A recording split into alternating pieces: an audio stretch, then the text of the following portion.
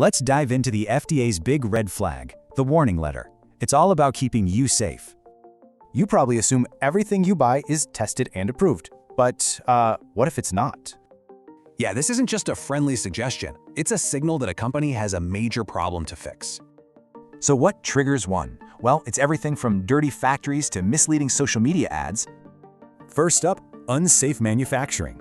This is all about what's really happening behind those factory doors. For example, one company had dangerous, hard-to-kill bacteria just contaminating their water system. Yikes! Next, you've got deceptive advertising. When the marketing hype just doesn't match the science.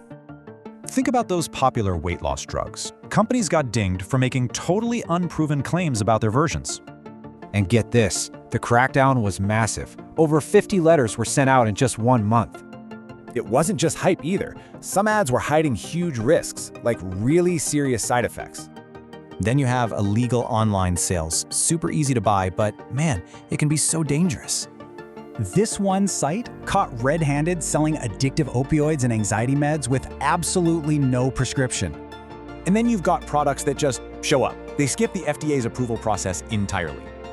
A big one here is online vape shops, selling e-cigs that never even went through the required FDA review. Okay, so a company gets a letter. What happens next is where things get really interesting.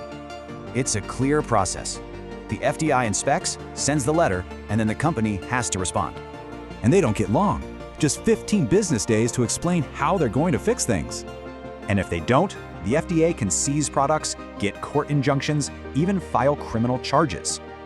So why does any of this matter to you? Well, it's a direct line to your own safety.